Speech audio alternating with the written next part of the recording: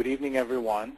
I'm George Bakalov, your host tonight here at this exclusive webinar. We are privileged to have with us Greg Halloway, all the way from Europe. Greg, are you there? Yes, I'm here. Great. Great to have you here on the webinar. I'm really excited about part two. I wasn't able to be on it last week, but I managed to download the recording and to listen to it. Fascinating stuff, and I'm really looking forward to part two. Just a brief note here. If you did not have a chance to be on the webinar last Monday, and you still would like to listen to the recording, you can actually do so if you go to Christian Financial Concepts website, which is in fact the name of the website, christianfinancialconcepts.com, and you can go to the video page, and I believe the video has already been converted, and you can see it there playing in the box. So make sure you go back and check it out, and also tell a few of your friends who would like to be educated on these matters. I know there's a lot of people who are too busy to take part of their time to find out what's going on with all these important issues like inflation or deflation or all the issues that are being covered in this webinar. I believe it's critical for any of us to be well informed as to what's happening currently with the economy, and most importantly, what's coming our way. Few words about Greg. He is one of the world's leading gold experts. Greg is one of the original founders of the organization that was set up, I believe, Greg, you had mentioned one time 35 years ago, if I'm not... 25 years ago. 25 years ago, an organization that grades the coins, gold coins, rare gold coins, and it's really incredible to have him here on this webinar, because there are very few people who could probably address these issues. Greg knows his stuff. He knows gold. He knows rare gold coins. He understands the economy, and I believe we're in for a treat. So, Greg, without further ado, I just will turn it over to you. Okay. We will be doing a bit of recap of what you heard last week, so that if you weren't on the line, this will help bring you up to speed quickly. So where is the inflation? People look around and don't seem to see any. Things seem to be relatively calm today. The price of most of the things you buy seem to be relatively stable, but there's lurking a danger that's hidden right beneath the surface that few people are aware of. You see, 10% of the world's nations have already suffered hyperinflation. This is not a unique experience. This is not anything new. Many countries have gone through this. Many first world nations have gone through hyperinflation. Not just third world backposts, but major countries have experienced hyperinflation. So why would it seem out of the range of possibility that could happen in the United States? Well, believe it or not, the U.S. has already experienced hyperinflation. Now, what you're about to learn, probably fewer than 1 in 10,000, maybe even 1 in a million people are aware of the fact that the U.S. has already experienced hyperinflation. So let me give you a primer on the history of U.S. money to start with.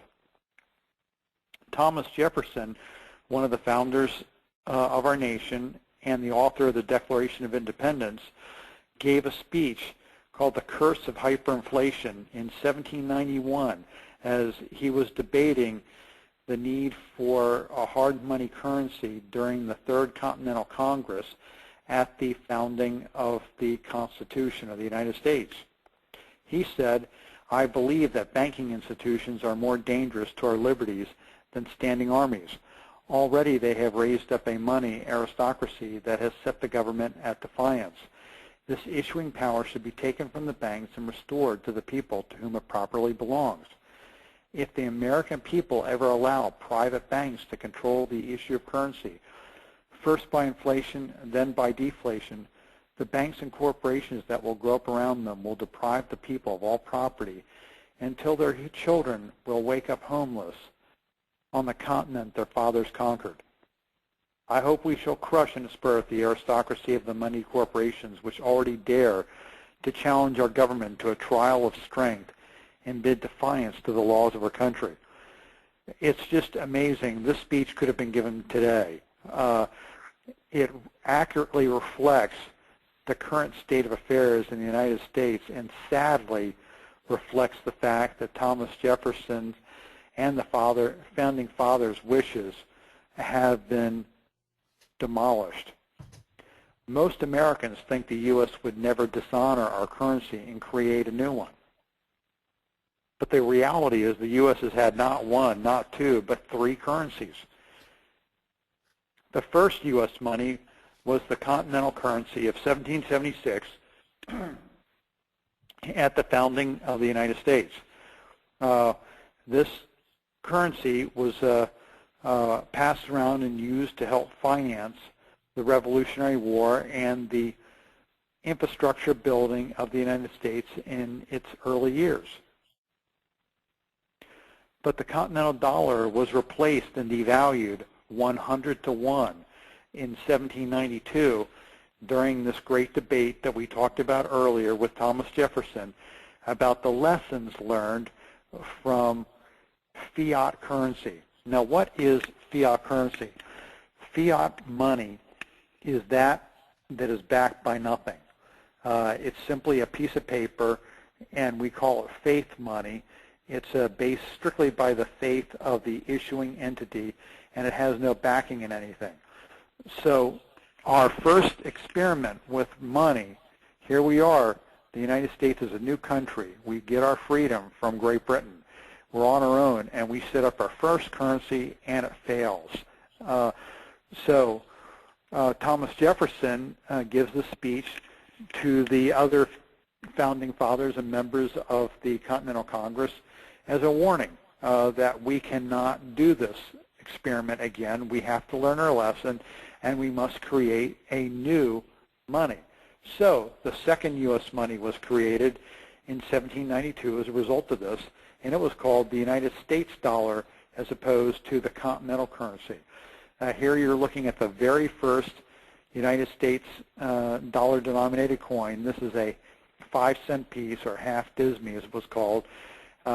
This has, we believe, Martha Washington's portrait on it, and this was made from silver that was donated by the Washingtons to the United States to get our first coinage created. By the way, this is a small coin, no bigger than your pinky, and it's worth $1.5 million. So, very interesting sidebar. Well, the United States dollar lasted all the way till 1933 when Franklin Roosevelt did the unthinkable and actually confiscated it. That's right, the United States government, under order by the president, ordered the complete confiscation of all money in 1933. All gold coin, all gold bullion, all gold certificates, which meant everything that you had. If you didn't comply, it was a 10-year prison sentence or $10,000 fine, which is the equivalent of about $500,000 today. So it's just unfathomable that the President of the United States actually confiscated all money. Well, we now are on the third U.S. money, the Federal Reserve note, which was created in 1933 to replace the United States dollar. So this third U.S. money is what we are currently using today. And as you see at the top of the bill, it doesn't even have United States of America as the primary caption any longer. It says Federal Reserve Note. So let's overview this now. The continental dollar was in place from 1776 until 1792, and it depreciated by 99%. 100 continental dollars equaled one new U.S. dollar. The U.S. dollar lasted from 1792 until 1933, and it didn't depreciate at all. It was stable. It had the same purchasing power over that incredible span of time from the 1700s to the 1900s. Then, when Roosevelt took us off and confiscated all the U.S. dollars, he replaced them with Federal Reserve dollars, and those have depreciated 96% since 1933. Now, we still see the dollar as having value today, but it had a whole lot more value in 1933 than it does today, as it's devalued already by 96%. Well, it looks like Thomas Jefferson was right. The moral of the story is the U.S. dollar was the only true constitutional money in U.S. history, and it was the only U.S. money that never lost its value. So what happened exactly in 1792? What did Thomas Jefferson, George Washington, and all the others who were present at that time do?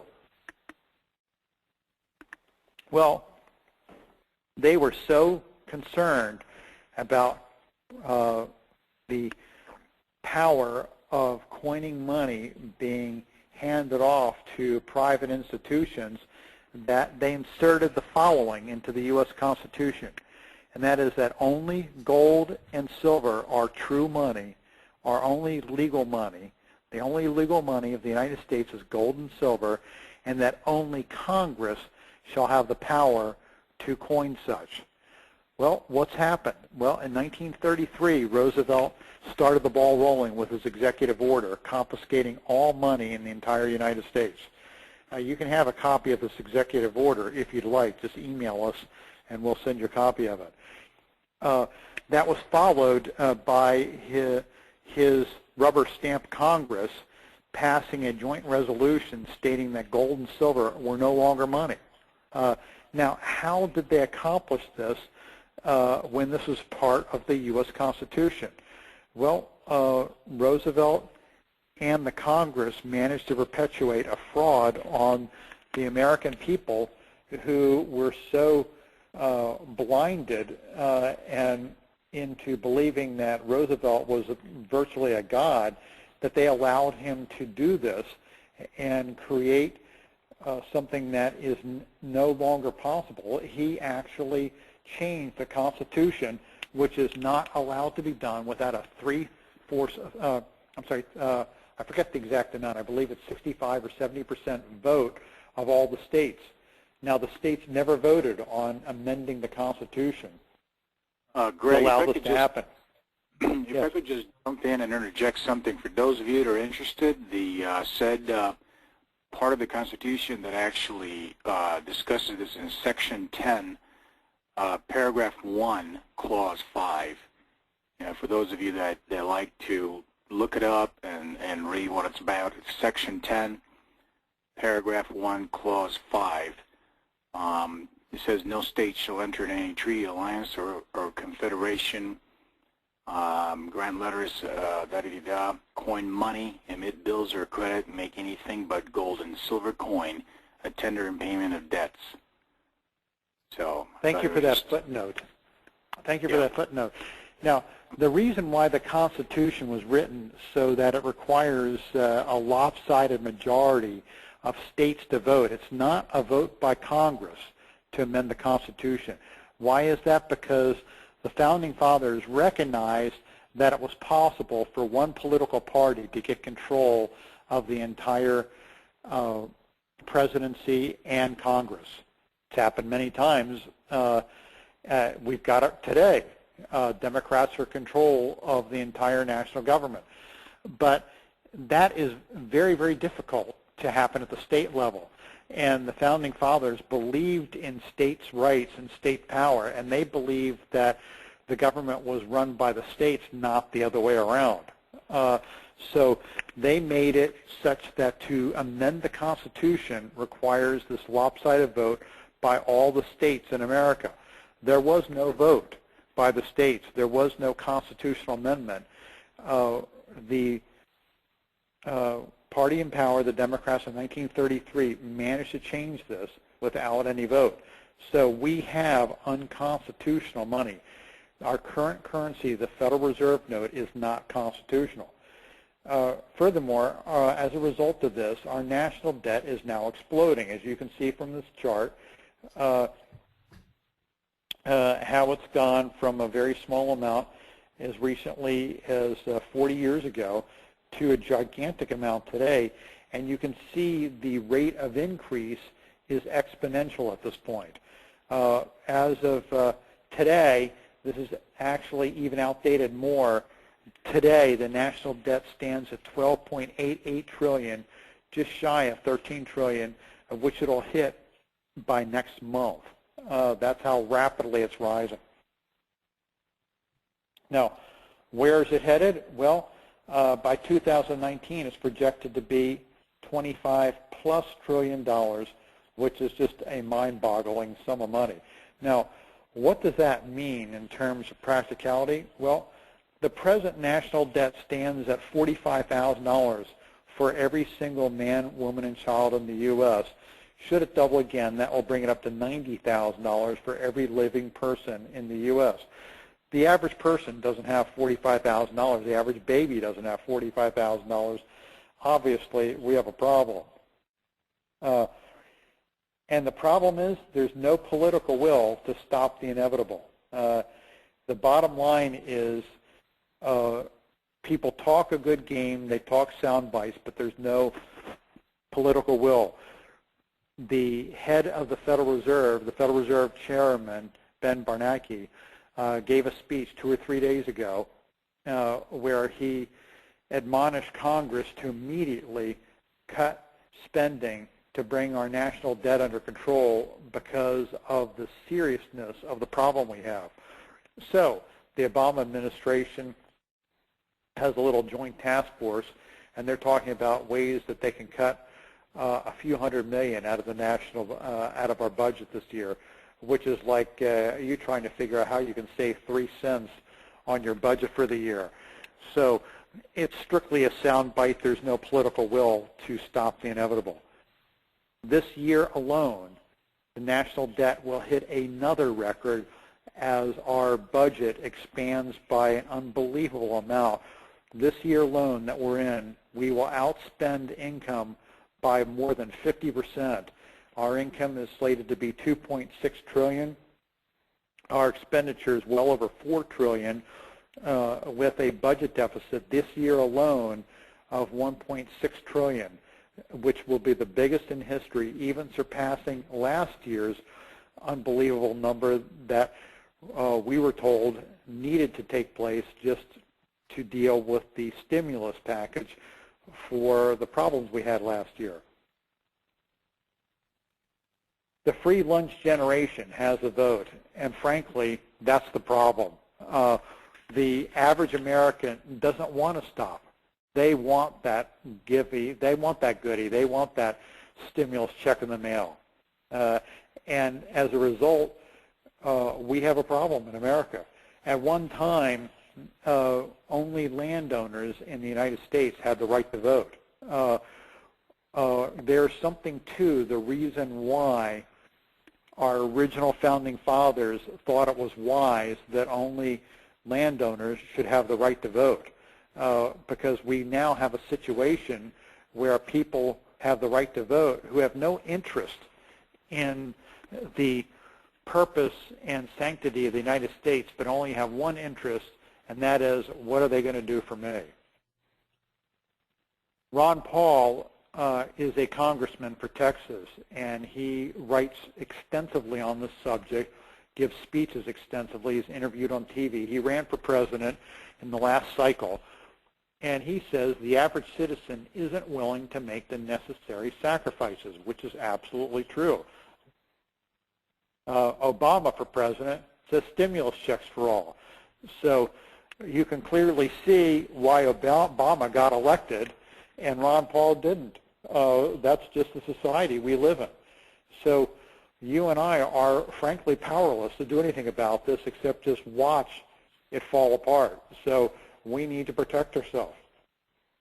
You see, the problem... Don't cheer us up too much there, Greg. I'm sorry? Yeah. Don't cheer us up too much. Yeah. The problem is not the size of the debt. It's paying the interest. You can have a sizable amount of debt personally, but as long as you can service the interest and you've got adequate income coming in to make the payments, you're okay. Lots of people, as a matter of fact, most people carry a substantial amount of debt, but they have adequate income to pay the interest on that debt, so they're okay. What happens when you can't pay the interest? Now, this is the core point I want to focus on tonight, and it's the interest expense on the U.S. national debt.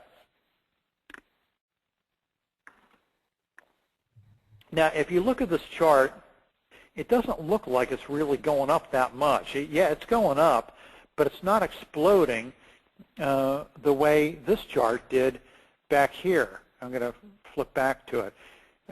It's not exploding like that. This one's straight up. And this one is going, kind of up and down, and it's going up, but not straight up. Now, why not? Okay, the reason why, getting back to our initial question, where's the inflation? It's because the debt, the interest expense on the national debt is able to be serviced by the income of the taxpayers.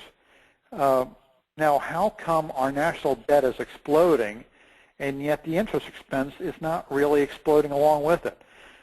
Very good question. And there goes to the core of why we don't see inflation right now. That's because interest rates are at interest rates are at an historic low right now. For 7 years, from 1978 until 1985, 7 straight years, the interest rates in America were double-digit. The prime rate, which is the most used benchmark for interest, was over 10% for 7 straight years, hitting a peak of 21.5% in 1981.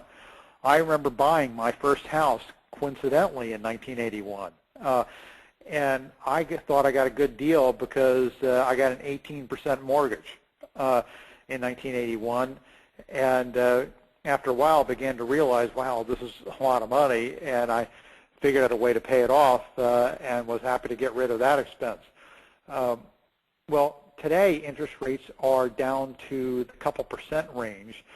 And this explains why the interest expense has not exploded like the national debt has. You see, because the interest rates have dropped dramatically over the last 20 years. This is an unusual situation, to say the least, and it's not permanent. Interest rates cycle also, and we're at the lowest possible point of the interest rate cycle currently. It will not last, and at some point, the interest rate cycle will move back up again. When it does, then we are going to have a major catastrophe on our hands. You see, presently, the reality is that interest is 20% of total income. 20% of every tax dollar that is collected goes to pay interest on the national debt. Well, you may have seen the movie 2012 about the doomsday scenario of earthquakes and global freezing and all this stuff coming and screwing up the world. Well, 2019, the doomsday movie is coming to a theater near you, courtesy of the Congressional Budget Office. Now, who are they?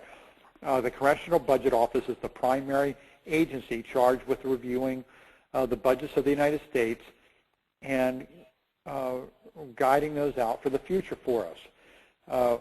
So the Congressional Budget Office forecast is the debt level will reach 82% of the entire economy by 2019, threatening U.S. financial stability. What are they talking about? They're referring to the projection that interest rates are going to go up and that the interest expense is going to rise rapidly then, even if we don't add a dime to our national debt. See, our national debt has quadrupled, yet in the same time frame you saw in that chart earlier, whereas the interest payments have remained relatively constant. We've been lucky. So what's going to happen when the interest rates return to the normal levels they've been for the last 50 years? Then the interest expense is going to quadruple also, threatening destabilization of the United States. This is forecast by our own government in just 9 more years. So how will the U.S. pay this interest? That's the question of the day. What are we going to do about this? Well, we can increase taxes, but how much money can you really squeeze out of the taxpayers to deal with this problem? We could borrow to pay the interest, but from who? Most of the lenders in the world are falling on hard times themselves. They haven't got the kind of money necessary to continue to lend to us. So the only real alternative left is the printing press. So much is this the likeliness that even the head of the Federal Reserve, who prints our Federal Reserve notes, stated the U.S. government has a technology called the printing press that allows it to print as many U.S. dollars as it wants at essentially no cost. So there's the answer, folks, the printing press, or all of the above. So hyperinflation has officially already begun. We just haven't seen it yet, but it's on its way. Let's take a look at some lessons from world history. Will hyperinflation ruin the U.S.? Will it cause a Great Depression type of scenario? Well, Germany had hyperinflation between 1919 and 1923. In 1919, it took 1 mark to buy a loaf of bread. By 1923, it took 80 billion of them to buy a loaf of bread. 80 billion marks. You know, we see these types of things, and most Americans can't conceive of this, the idea that it could eventually cost billions of dollars to buy a loaf of bread. But that's actually what happened in Germany. But today, Germany has a strong economy, so it survived hyperinflation. Argentina had hyperinflation in the 1980s, but today it has a strong economy. It survived too. So obviously something has happened. The United States is not going to disappear. Hyperinflation is not a disaster scenario that turns us into a third world backwater and everybody's going to be barefoot living on a farm. That's not what's going to happen. But there will be winners and losers in a hyperinflationary environment. So what you need to do is prepare yourself so that you're a winner and not a loser. You see, there will be a new class of wealthy, and that is those that are presently heavily indebted. Believe it or not, folks, those of you who are in debt up to your eyeballs will actually become the new class of wealthy. Now, if you think that doesn't make any sense, hear this out. You see, you'll be able to pay off your 30-year mortgages with one paycheck. That's what happens with hyperinflation. Let's suppose you have a $500,000 house and you owe $500,000 on it. Well, with hyperinflation, $500,000 might be the equivalent of a nickel. So you can go pay it off with pocket change, and now you own your house debt-free. So you've just basically received a huge asset for nothing. Now, the new class of poor on the opposite side of those are savers with their life savings in a bank, because their $500,000 in a bank is now worth a nickel. So they just got wiped out. So what we've had is a transfer of money from those who are heavily indebted to those that are lenders. So the old adage, be wise and save, is not the way to protect yourself in hyperinflation. You have to adopt new rules. Just ask you something here. Wouldn't the banks then adjust or somehow prorate the amounts. I've often wondered myself, in a hyperinflationary situation like that, wouldn't they just send you in a new statement and say, as of this date, prorated, that's how much you owe, and likewise bump up the amount you actually owe on your house or whatever else you owe? We see that would require, under what authority could they do that? Because you see the situation is that the United States has only one way out to pay off our national debt. That's through hyperinflation. In Germany, they were saddled with a huge war debt. Germany settled that war debt by paying billions of marks, which they owed, to settle it. But the real value of those billions of marks was practically nothing. So they paid off their war debts in full, just like we're going to pay off China and Japan in full, the two biggest holders of our national debt. I was joking around with someone. I was at a paper money show, and a guy had a $100 million note from Zimbabwe. So a few months later, I saw the same paper money dealer at another show. Now he had a $500 billion note from Zimbabwe. And I said, wow, that's going up fast. And he said, yeah, these are the brand new ones, hot off the press. I saw him a few months later, and the next bill he had was $100 trillion. So I was joking around with him. I said, that's how the U.S. is going to pay off our national debt. They'll just print up one of those, hand it to China, and say, keep the change. So the banks don't have the authority to turn around and index your loan to inflation. That's not in your loan covenants. It's not in your loan documents. They don't have the right to do that. Well, so the issue comes up then, who owns, and I just want to raise that little bit of sidebar, does anybody know where the original loan papers are? What we have today with the resale of mortgages, we have a very confusing situation to where actually most homeowners don't really have the original contract, or the bank can't even produce it. That's a whole different issue. I'm not going to go into that, but I'm just saying it's very interesting because it does go back to contract.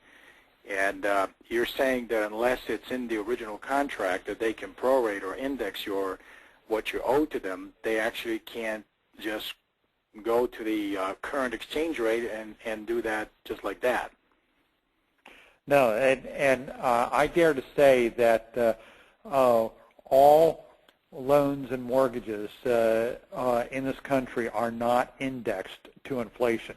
That I've never heard of that, and seriously doubt that any of them are. Wow. Okay. So that's, and the fact of the matter is that we've already had inflation in this nation already. Very simply, if you'd bought a home in 1933, with a 80-year mortgage on it, if they had such a thing then, you'd be paying it off at 4 cents on the dollar because we've already had that much inflation since 1933. So there is no indexing on mortgages to inflation. I see. Likewise, there's no indexing on savings either. That's why savers with giant amounts of money in the bank that get hyperinflated to nothing will find that their life savings are worthless. So that's why you see there has to be a balance. The sum total has to still equal zero. What we're talking about is a transfer of wealth in this nation, and we can't have a suddenly wealthy indebted homeowners without the offsetting balance of suddenly poor savers. So the banks aren't the ones really suffering. As you have to understand, they're merely a conduit matching up the borrower with the lender. Right. So on one side, it's like a seesaw. It has to be balanced. So the net wealth of the citizens of the U.S. will remain constant in hyperinflation. It's just that there's going to be a wholesale transfer of wealth from one class of people to another. Wouldn't that lead to upheavals, and I mean, I imagine there's going to be a lot of unhappy folks, and it's all going to come back to haunt the federal government or Congress that abandoned its authority in matters of printing money or issuing money, and wouldn't this be the day of reckoning, so to say? Well, it is, but remember the beginning of the seminar, who is the voting bloc today? The voting bloc today is the Free Lunch Society, and they're all the ones that are indebted up to their eyeballs. So they're rooting for this because they're the ones who are going to get the wealth. The savers in this country are in the minority. In terms of quantity of people, they may have great wealth because they're able to bankroll the savings of the masses, the debt of the masses. But the bottom line is that there are 20 borrowers for every one saver. So there isn't going to be any rioting in the streets because most people benefit from this. I understand. I didn't mean to sidetrack you. So maybe it's better just to stick to the webinar and finish the webinar. But nevertheless, a very, very interesting topic. Okay. So the wealth of the U.S. will not disappear. It'll just get transferred from one class to another. Wealth transfer in hyperinflation is from savers to borrowers, is what we've been talking about tonight. Now, what happens to someone who's neither?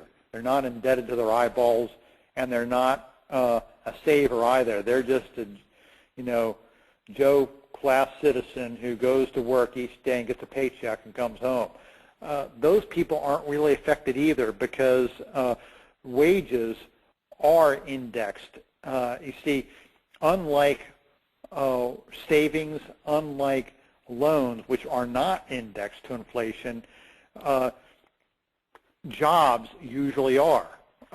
So as a result, workers will find that their salaries increase in proportion to the amount that the cost of goods go up also. Most jobs are indexed to inflation. So the average working class person is not affected either. He's just finding more zeros. Instead of getting $500 a week, maybe he gets $500,000 a week, but that $500,000 a week buys the exact same amount that $500 a week did previously. So he's not really affected. So essentially we have three classes of citizen. The wealthy lenders, the poor borrowers, and the people in the middle who are just working class people. So the working class people aren't really affected, although it's an aggravation. They're not really affected. Now, what do I mean by an aggravation? Well, for instance, in Argentina, when hyperinflation was running so fast, workers were paid by their employers twice a day, once at noon over the lunch hour and then again at 5 p.m. The reason for that, and 5 days a week. Instead of a weekly paycheck, they were paid twice a day. The reason for that is because inflation was running at about 50% per day.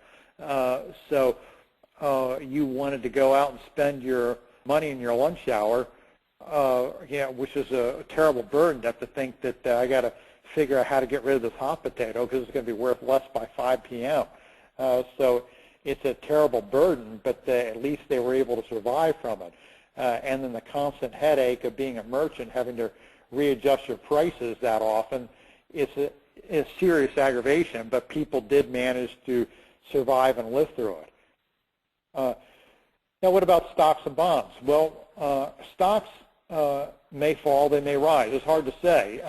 For instance, oil stocks would probably rise because oil is a fundamental real asset. Gold stocks would probably rise because it's a fundamental real asset. Stocks in major corporations would probably rise also because the value of the company would rise in the hyperinflationary environment also.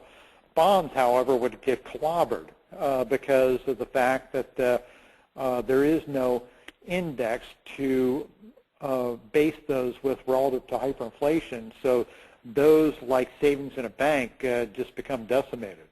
So the strategy for the saver is to best protect yourself by owning only tangible assets. Going back to the beginning with 1791 and Thomas Jefferson, he said the only real money was gold and silver, and our experiment with paper money was not the way to go for America. So you're looking at real money that was authorized by the Constitution. Those are real American $20 gold pieces back from the beginning, and that's what will become the real backbone of your portfolio. So, Tom, you have anything you want to add?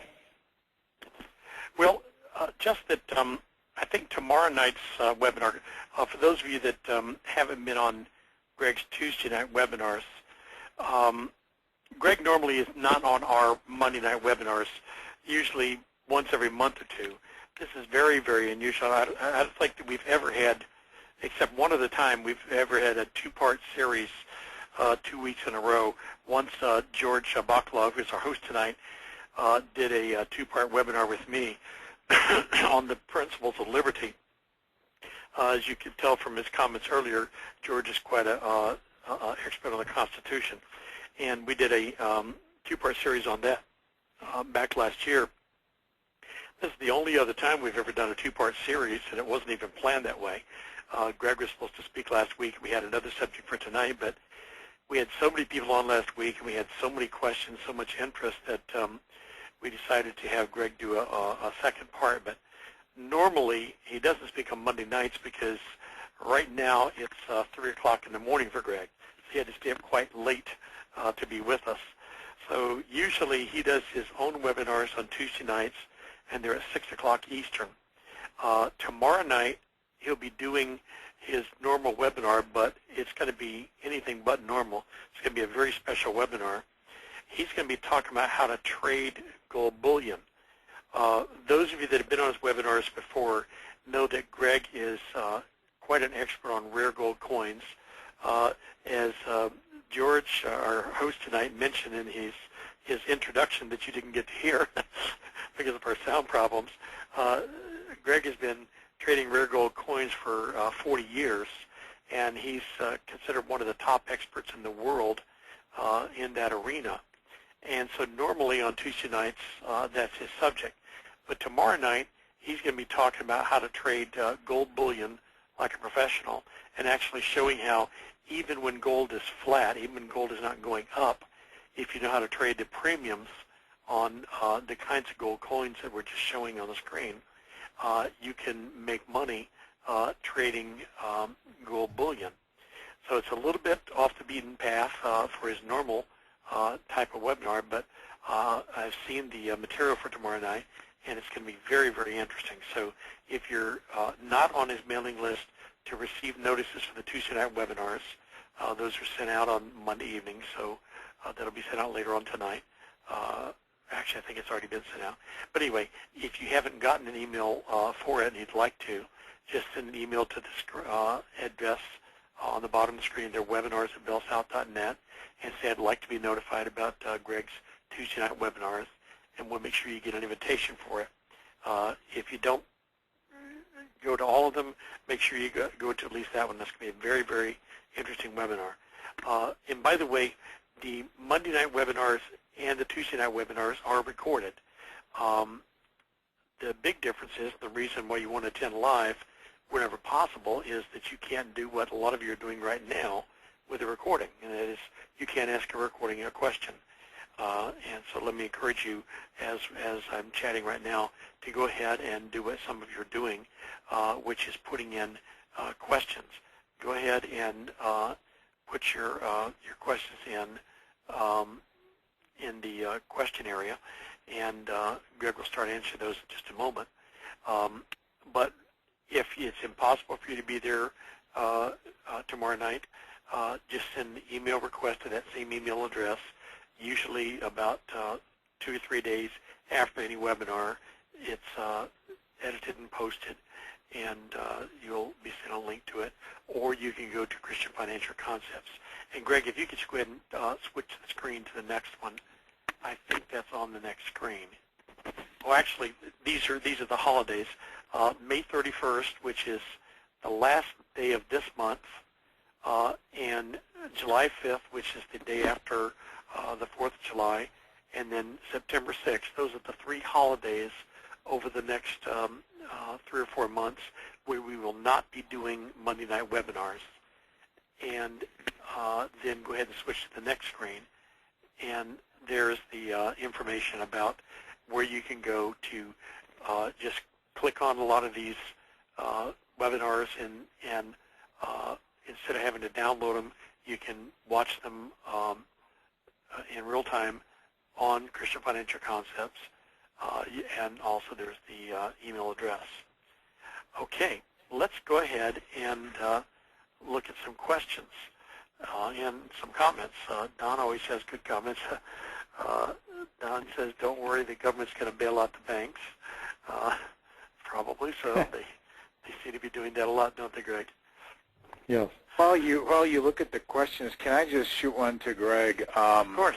What happens with all the talk in a case of hyperinflation, and knowing how much the United States currency, the role of the U.S. dollar in the global economy, how will that affect other currencies and countries that, for instance, like Switzerland, who are traditionally independent? Of course, they're not independent in many ways, but how would that affect their currency, which is neither part of the European Union or any other such political alliances? That's one question. And then the other question I get frequently, and I've done some studying myself, is the rising tide of voices who call for a new basket of currencies to replace the U.S. dollar. Yeah, presently the U.S. dollar is the world reserve currency. We talked about that on part 1 last week, explaining what all that is. So as the U.S. dollar continues to drop in value, or conversely hyperinflates, other countries around the world are clearly aware of this, and they're trying as best they can to protect themselves. For instance, our largest lender is China, which holds a significant amount of our national debt, more than $2 trillion of it, and they are buying gold as fast as they possibly can, and that's why one of the main reasons why the price of gold has been going up, because the Chinese realize that they hold nothing but a stack of paper, and they want something tangible and real.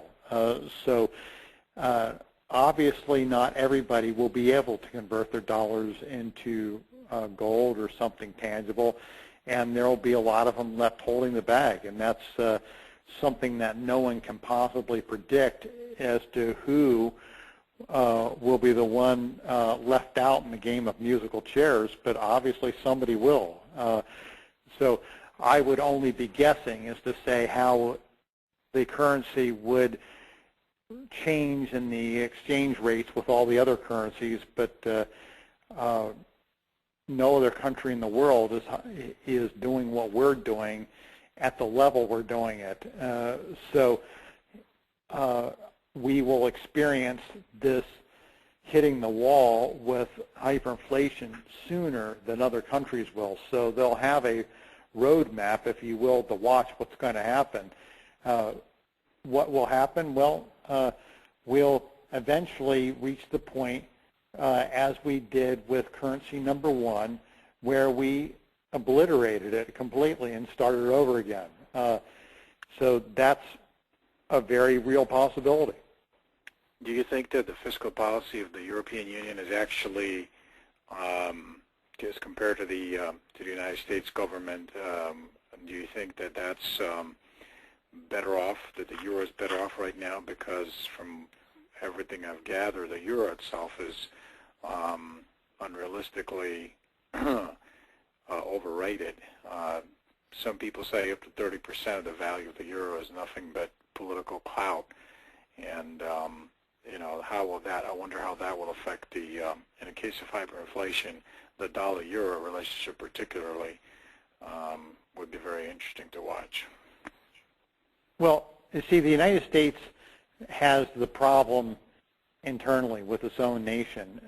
So foreign exchange rates will adjust as need be because it is obviously a real-time market. So the United States could easily experience hyperinflation sooner than the European Union. The European Union has got severe problems too, but they don't come close to the level of the United States problems. So it's potentially a matter of time before Europe faces the same debacle that we're looking at, but I believe they've got a longer time window to deal with it. Okay, we have quite a few questions stacking up here, George.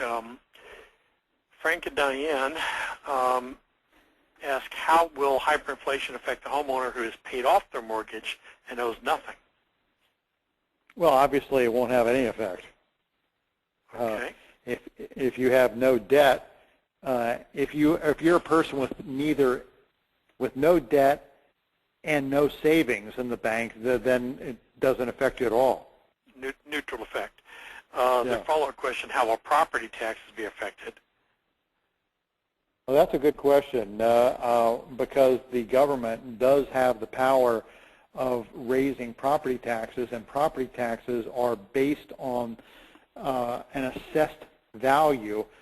So it would appear likely that property taxes will escalate in value tremendously. For instance, in Palm Beach County, where Tom and I both have our primary residences, the taxes are based on 2% of the value of the home per year.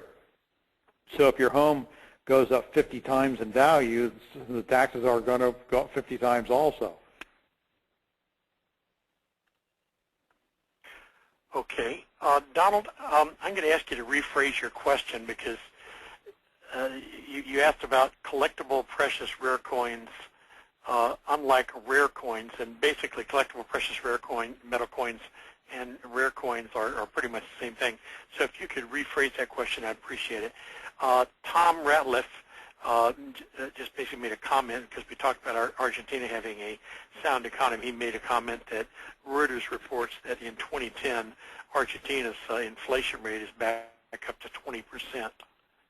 Any comment on that, Greg? Well, that's still nothing compared to what it was, a couple decades ago, where it was 20,000%. Yeah, I believe March 1989 is 20,000% in 1 month. Yeah, so that's pretty substantial. So what happened with Argentina is that they went through a period of stability, and I wasn't aware of the fact that it had gotten back up to 20% again, so it looks like it's headed back toward hyperinflation too. Frankly, when the United States did the draconian act of confiscating all U.S. money in 1933 and abrogating the gold standard, they did it not just for the United States but for the world. The United States was revered and viewed as the world leader, and when the United States did it, the rest of the world followed. So we now have a world of fiat currencies. So if the United States goes down the hyperinflationary path, it's going to have a lot of company. Basically, folks, just to kind of put it in perspective, after World War I, the rest of the world was in such a financial mess that the United States had the biggest majority of the gold in the world, and most other countries, most of our allies did not. So our currency was pegged to gold, and the majority of the world currencies decided to peg to the U.S. dollar. So by extension, most of the world's currencies were pegged to gold via the U.S. dollar. So FDR didn't just take the U.S. off of the gold standard. He effectively took the whole world off the gold standard unilaterally when he took us off.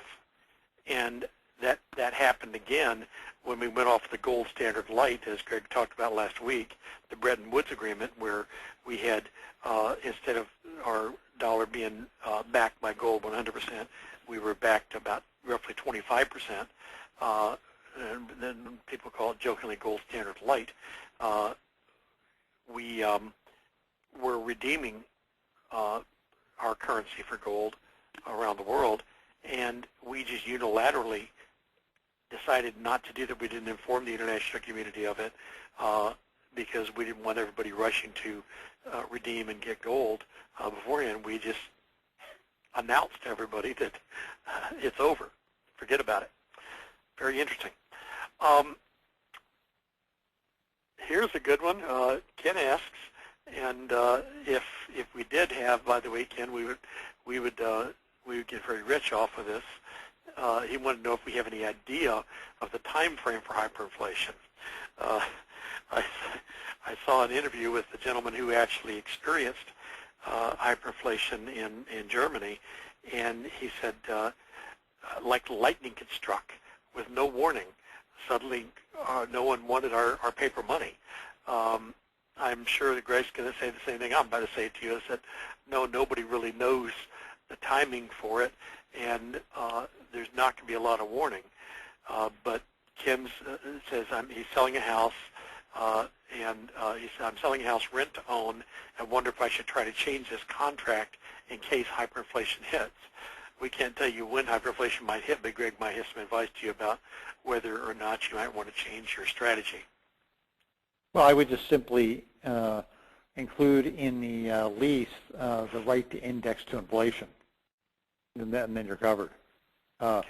And relative to when might it happen, of course, nobody can protect the future except God, but we do have the reports of the Congressional Budget Office projecting that 2019 is the moment of truth. The current budget director of the United States in the Obama administration, Peter Orszag, has said that we're on a collision course with derailment of the United States also. Then the Senate Budget Committee chairman recently was quoted as saying that the United States is on the course of bankruptcy. Now, of course, Ron Paul says that we're already bankrupt and that the Federal Reserve is acting as the trustee. Hey, the Federal Reserve is not a public bank as we think it is. It's actually a semi-private bank, which goes back to Thomas Jefferson's warning back in 1791 that if we ever allow private banks to coin the currency of the United States, then we will wake up homeless on the country that our forefathers created for us. And that's exactly what we have today. Okay, Greg, one more question, and if I can just ask you, since you suggested that in a contract for a lease, you include a clause for indexing. I suppose, say you're a subcontractor, or you have a contract for services, or any type of a contract that you foresee in the future to receive compensation on a recurring basis. That probably is a good idea to include clauses like that too. I agree. Yeah. Good point. Okay. Right. We're running late. We have a lot of questions, so let's try to just answer them quickly. If you currently have a home equity line, would it be wise to transfer that to a regular mortgage or wait until interest rates begin to go up?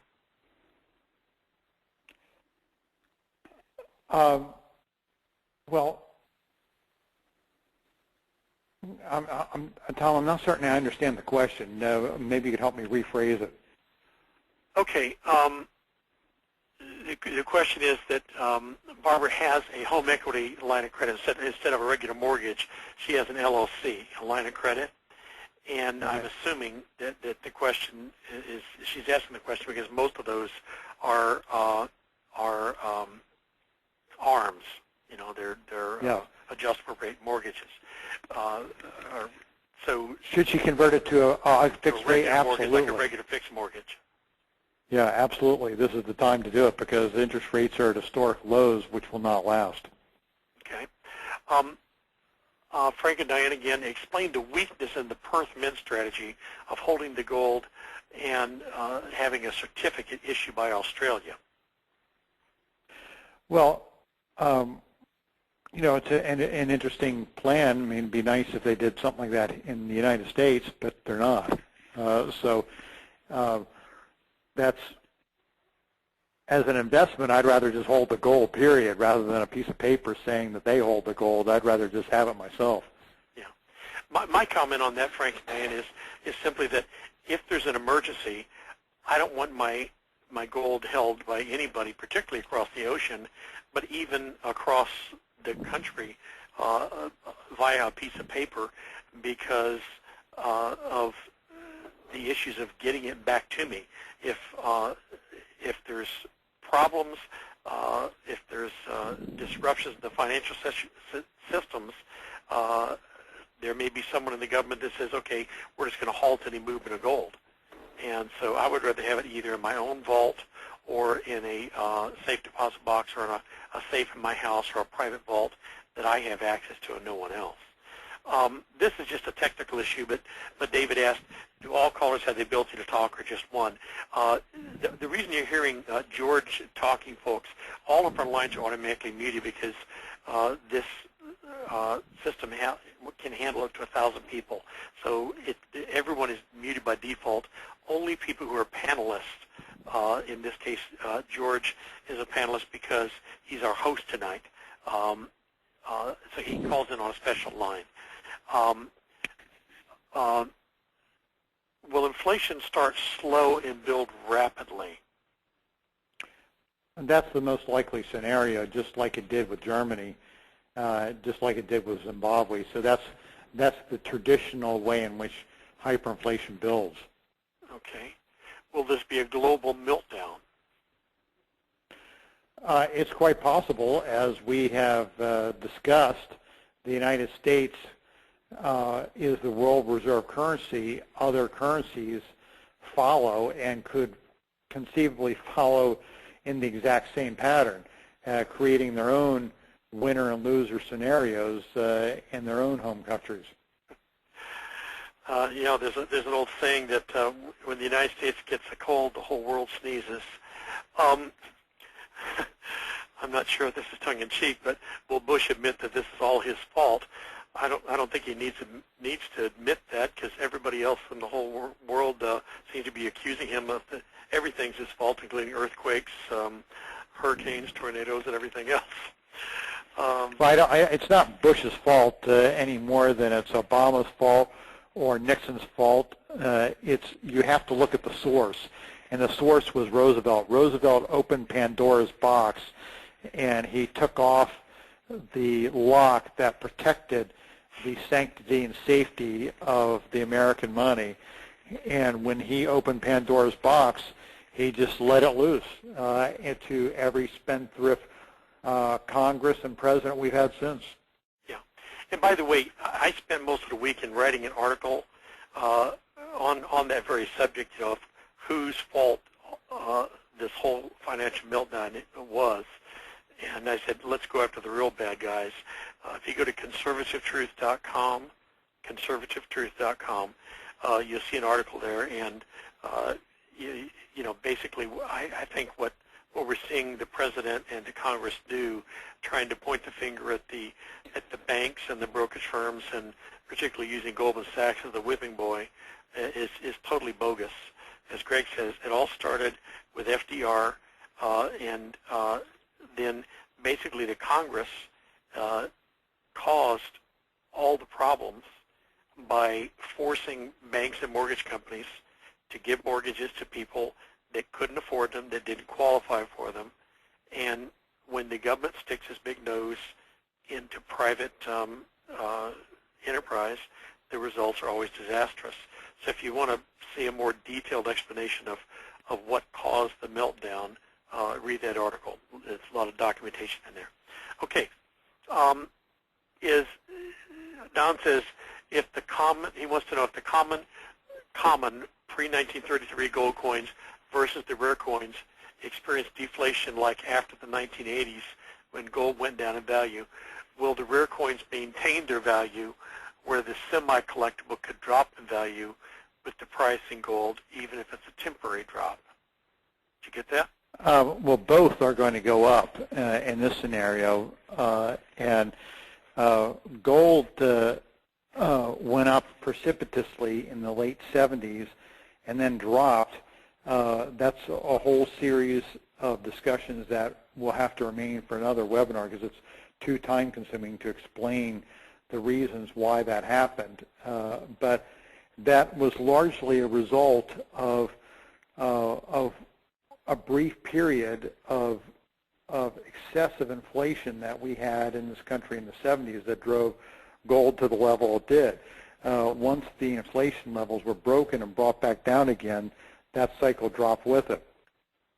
But this go-around, it's magnified. You see, our national debt, when gold hit $800 an ounce and broke the record for the first time in 1980, was less than $1 trillion. Today, our national debt is 13 times that amount, and we don't have the same flexibility as a nation that we used to. We don't have that. As a result, depression is not a scenario. It's not an option in the United States. Why is it not an option? Because our debt's too big, and depression only magnifies the amount of your debt. So we had that flexibility in years gone by to deal with the economic cycle to cut down the money supply. You see, the reason why we had the Great Depression was the federal government withdrew money out of the public. It cut the money supply. This time around, we pumped loads of money into the money supply. On our last week's seminar, I had a chart of the money supply that showed it expanding at a rapid rate. So you understand what the money supply is. That's the amount of money that the federal government has printed. That's a different number than our national debt or our interest. It's just how much money has the government printed just to hand out in circulation. And that is growing at a geometric rate also. So the government's handling of the economic crisis of last year that threatened to collapse America and put us into depression was to expand the money supply at a record rate. What they did in 1929 was just the opposite. They contracted it. We can't ever do that again. Okay. Tom says, good article, Tom. He apparently has read it. Greg says, what is the website again? It's conservativetruth.com, and you can also write to the email address there, and I'll be glad to send you a link to the article. Tom also mentions that the Wall Street Journal reports that Argentina's tax rates are up 31%. There's a good reason for them to have inflation. Taxes go up, currency drops, inflation goes up. I mean, these are just formulas that always work. Tom, by the way, I just lost my internet connection. Yeah, I saw that, so I went ahead and made myself presenter. Okay. I keep an eye on that, but thank you. Okay. Tom also asked, can I hold gold coins in my IRA without a trustee? No, you can't do anything in an IRA without a trustee. Every IRA has to have a trustee. But if you have questions about IRA accounts, what you can do with gold and so on in it, give me a call, 561-753-5998, 561-753-5998, and I'll be glad to, I'll put the number up on the screen in a second. I'll be glad to answer those questions individually because it is running late here. Frank mentions everyone should watch Glenn Beck on Fox at 5 p.m. because he explains it all. I have to agree. Glenn Beck does a wonderful job of doing research and explaining what's happening and why it's happening. And I think he has some excellent people on his staff. They must spend hours and hours every week researching what's going on and trying to help us all make sense. And I really have to hand it to the man. Speaking of public figures who explain it well, I would heartily recommend our own Minnesota Jason Lewis. He's an economist, fabulous guy. You can go to his website, jasonlewisshow.com. He is, I know Glenn Beck. I've followed him for a long time. All due respect, he's not an economist himself. If you really want to hear that from somebody who is along the same lines of what we've been talking today, Jason Lewis is probably the guy. He fills in for Rush Limbaugh sometimes. He has a national syndicated radio program. I'm not sure if it comes in Florida somewhere, but and also Mark Levin is also fabulous when it comes to, properly discerning the economic issues, justice issues, Constitution. Check those two out. You might like them. Yeah, I love Mark Levin. He's got a kind of a whiny voice, but boy, is he sharp. Jay says, is there a place where past seminars are archived? Yes. On your screen, ChristianFinancialConcepts.com. We're working diligently trying to get more of them up there, but in the meantime, send an email to webinars@bellsouth.net, and we can send you links to all of them. Don asked a very interesting question, and by the way, he did say that his everything is Bush's fault was tongue-in-cheek. I didn't think he was a radical leftist. He has asked an interesting question. He says, what advantage can the radical left gain when the U.S. is weak and broken? That seems to be their game plan. Well, you have to understand what their overall game plan is. Their game plan, yes, is to make us weak and broken, but their big game plan is to make us part of a one-world government. And so the only way that's going to happen, America's a proud nation. The American people want to keep their sovereignty. How are they going to make us be willing to knuckle under to a one-world government? Only if they can break us and make us weak and have massive unemployment and just financial disasters one after another, and make us believe that being part of a one-world government will save us. That's the only way that they can convince us that being part of a one-world government is going to be preferable. And I believe that that's their game plan. Greg, if you've got any other thoughts on that. No, I concur.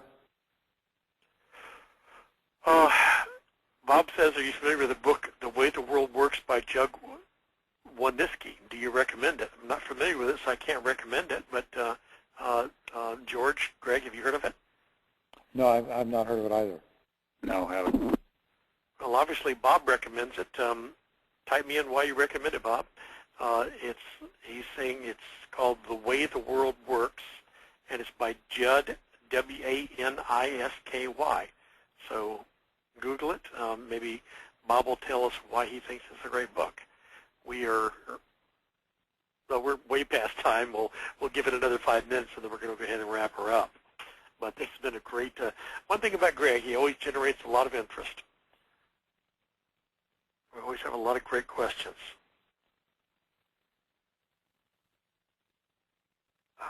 I'm just looking through the question panel to see if there's any that I missed.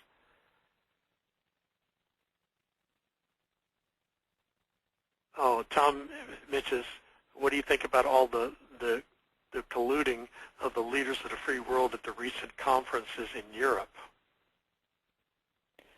It doesn't matter what they do. The bottom line is that there's no political will to really deal with the issue. Look what's going on with Greece right now. The IMF and the rest of the EU is banding together to bail out Greece. And what are the people doing? Instead of saying thank you, they're out there rioting, saying that we don't want the austerity measures that is being forced on us by the rest of Europe. That's the way the free lunch generation thinks. Wait a minute, we're giving you a loan here to help bail you out, and the condition of this loan is you have to cut your budgets. And people don't seem to be hearing that. They're saying, you're interfering with our country and are telling us that we have to have austerity, and we don't want to hear it. Well, that's kind of too bad, if you're borrowing money. I could say something about Greece because it's right next door to where I originally come from in Bulgaria. And if you know anything about Greece, well, Greece probably, I think the Wall Street Journal had an article on it, but this is a well-known fact already for a long time. At least 8% of Greece's GDP is known to be wasted on government corruption. That is at least 8%. Most probably between 10 and 12% of Greece's GDP disappears somewhere in government offices. And so even if they do get the bailout, what's going to happen? The same scenario is going to happen. They have a huge problem with corruption. It's a welfare state. It's the epitome of government entitlements. And so I really don't know, unless there's a complete radical change of mind and heart in the Greek nation as a whole and their government, which is socialist currently, and it's been for a long time. I really don't know what could help these people and how the bailout is really going to change anything. No, the bailout's only going to delay the inevitable. I saw in the news yesterday where the military pilots are going on strike because they don't want to take a pay cut. Well, literally, if liberalism and statism worked, Greece should be a paradise by now because they really are the epitome of everything the left really stands for. Big government, everything in full package. Greece has been that for now more than 3 decades, and it's just unbelievable. That is just a good example of where a liberal statist agenda will take any nation, really. Well, right now, if you count all the people that actually work for the government, and it's a huge percentage, I think greater than any other country in the world as far as the percentage of people that work directly for the government. But if you take those people and then the people that work for the government indirectly, that work for companies that support right. government services, support government workers, and that kind of thing, roughly 50% of all the employed people in the country are supported by the government. Yeah, Russia. That doesn't work. Russia. Yeah. Yeah. Same thing in Russia. I think Putin has a little over 50% on payroll, on government payroll, which explains again the election math. Just like Greg was saying before, let's look at who are the voters in the United States. Well, you know, when you look at the figures, you see that numerically, only a small number of people actually shoulder the tax burden, but the majority of people show up to the polls and they determine election results. So whoever promises a bigger lunch, free lunch, is going to get voted in by the majority of people, regardless of how detrimental that's going to be to the overall socioeconomic climate. Yeah, the present system clearly doesn't work. Yeah. Bob says an incredible history. He's talking about this book, The Way the World Works. It's an incredible history about how money works from Rome and early Europe to FDR and Andrew Jackson, Woodrow Wilson, and gives clear detail to back up clearly everything, all the truth you guys are emphasizing. Yeah. Oh, thank you. Frank and Diane say, should I sell my home and buy gold and move to another country? Well, if you own it debt-free, you got nothing to worry about, so that's kind of extreme. So, no, I don't think that's going to solve anything. Don says out of every welfare dollar we pay, 26 cents goes to the person on welfare. That's from a book he read on government waste. Well, we could trade facts like this all night long and really get depressed. I'm not going to be able to sleep tonight. Yeah. Well, speaking of that, I need to yes, you really get some do. sleep myself. It has been a great, great session, Greg. We appreciate your time. George, we appreciate your hosting the call tonight and your great comments. Thank you, And all of you tonight, everyone, we appreciate your participation. It really makes for a great conference call when it's really a conference, when it's not just one-way communication and everyone participates. So I want to thank everybody for your participation. Invite you back next Monday night for another great session, and definitely be there tomorrow night. Do not miss tomorrow night's conference call because it's going to be great.